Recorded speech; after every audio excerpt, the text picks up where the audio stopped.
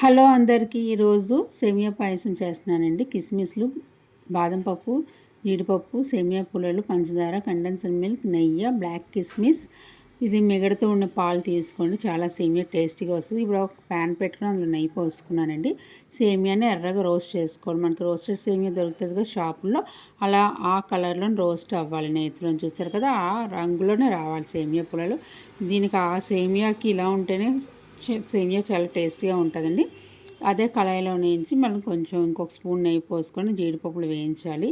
జీడిపప్పు బాగా కొంచెం వేగిన తర్వాత కిస్మిస్లు వేయించాలి. మరి కిస్మిస్ ఎర్రగా వేపకండి, కొంచెం చేదు వస్తుంది. కిస్మిస్ కొంచెం వేగిన తర్వాత బాదం పప్పును కూడా మరీ వేయించిన ఆ తొక్క వల్ల మనకి బాదం పప్పు కూడా చేదు వస్తుంది. కొంచెం ఆ కలర్లో వేగిన తర్వాత మనం పక్కన తీసి పెట్టేసుకొని ఇప్పుడు సేమియా ఎందులో చేస్తాం ఆ గిన్నె పొయ్యి మీద పెట్టుకొని ఫస్ట్ ఒక కప్పు వాటర్ పోసుకోవాలండి. ఎందుకంటే డైరెక్ట్ పాలు పోస్తే అడుగంటుతుంది అని చెప్పేసి నేను వాటర్ వేసుకున్నాను. వాటర్ వేసిన తర్వాత ఇప్పుడు మనం క్రీమ్ కొంచెం మిగడ కట్టిన అవి కాచి చల్లార్చిన పాలేనండి. మళ్ళీ ఇంకొకసారి నేను డైరెక్ట్ పాలు కంటే కాచి చల్లార్చిన పాలతో సేమియా అయితే చాలా బాగుంటుంది.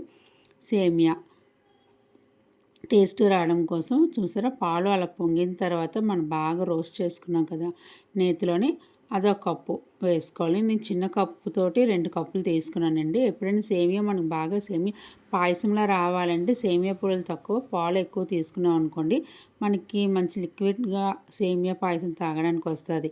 పాలు తక్కువ సేమియా పొడులు ఎక్కువ అనుకోండి, అది అలా చల్లారిన తర్వాత ఇంకా గట్టిగా అయిపోతుంది సేమియా.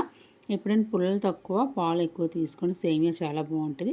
సేమియా పుల్లలు బాగా ఉడికిన తర్వాత ఏ కప్పుతో నేను సేమియా పుల్లలు తీసుకున్నా దానికి 1.5 కప్పు పంచదార వేసుకుంటున్నాను. ఎందుకంటే మనం కండెన్స్డ్ మిల్క్ కూడా వేస్తాం కాబట్టి ఎక్కువ ఓవర్ స్వీట్ అయిపోయినా సేమియా బాగోదు, కొంచెం నార్మల్గా స్వీట్ ఉండాలి. చూసారు కదా, అలా బాయిల్ అవ్వాలండి పుల్లలు. పాలను బాగా బాయిల్ అయిన తర్వాత ఇప్పుడు మనం 2 స్పూన్లు కండెన్స్డ్ మిల్క్ వేసుకుంటున్నాం. 2 స్పూన్స్ అయితే సరిపోతుంది మనం తీసుకున్న దానికి. ఎక్కువ స్వీట్ తినాలనుకున్న వాళ్ళు కొంచెం ఎక్కువ కండెన్స్డ్ మిల్క్ వేసుకున్నా అది మీ ఇష్టమే. కండెన్స్డ్ మిల్క్ బాగా పాలని కలిపేయాలండి. బాగా పాల్లో కలిసినట్లు కండెన్స్డ్ మిల్క్ని కలుపుకోవాలి.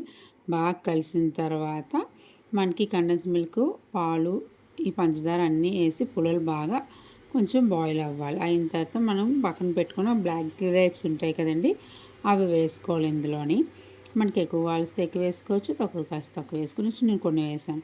బాగా వేసిన తర్వాత ఇంకోసారి కలుపుకున్న తర్వాత మనం పక్కన పెట్టుకున్నాం కదండి, వేయించి పెట్టుకున్న జీడిపప్పు, కిస్మిస్, బాదం పప్పు ఇప్పుడు కొన్ని వేద్దాం. తర్వాత గార్నిష్ కొన్ని ఉంచుకుందాం, సైడ్ని పెట్టాను అందుకని.